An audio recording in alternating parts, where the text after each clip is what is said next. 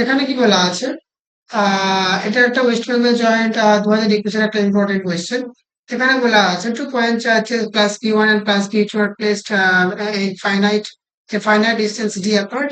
It is desired to put a third charge Q3 between these two charges so that Q3 is in equilibrium.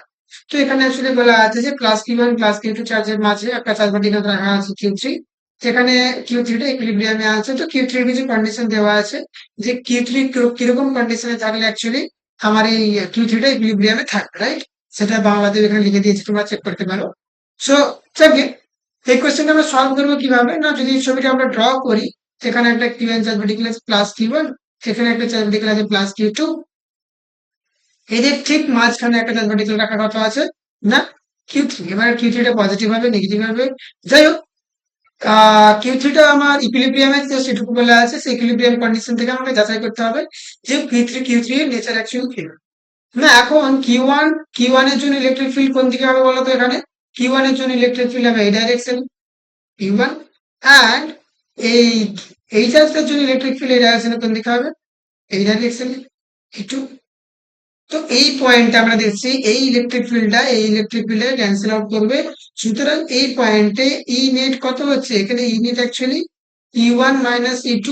যদি Q1 Q2 equal হয়ে যায়, তো সেখানে কি হয়ে যাবে, আমার এখানে নেট ইলেকট্রিক ফিল্ডটা কি হবে, আমার ইলেকট্রিক ফিল্ড আমার জিরোকে টেন্ড করবে। সো আমরা কি জানি, যদি আমরা ফোর্স বের করতে চাই Q3 এর উপর, ওই Q3 এর উপর নেট ইলেকট্রিক ফিল্ড কত হচ্ছে সেটা ক্যালকুলেট করবো। সেটা ইনটু আমরা কি করি, অ্যাকচুয়ালি Q3 করি, রাইট? তো এখানে ইলেকট্রিক ফিল্ডটাই যেহেতু জিরো হয়ে যাচ্ছে, ইলেকট্রিক ফিল্ড জিরো হয়ে যাওয়ার কারণে এখানে কিন্তু আমার নেট ফোর্সটাও জিরো হবে।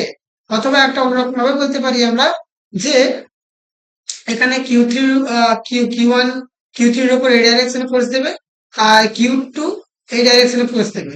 সো অ্যাকচুয়ালি এই চার্জটা পজিটিভ হবে না নেগেটিভ হবে তার উপর ডিপেন্ডই করছে না, ঠিক আছে? যে কারণ এখানে ই নেট এমনিতেই জিরো, ই নেট জিরো, তো চার্জ পজিটিভ হবে না নেগেটিভ হবে সেটা কিছু যায় আসে না, ফোর্স জিরো আসবেই আসে, কারণ এখানে ইলেকট্রিক ফিল্ড জিরো হওয়ার একটা সম্ভাবনা আছে। বোঝা গেল? তো এখানে অ্যাকচুয়ালি এই অপশনটা হবে রাইট অ্যান্সার, কারণ positive irrespective of the sign of Q3 হবে অ্যাকচুয়ালি আছে। ওকে, বোঝা গেছে? ওকে।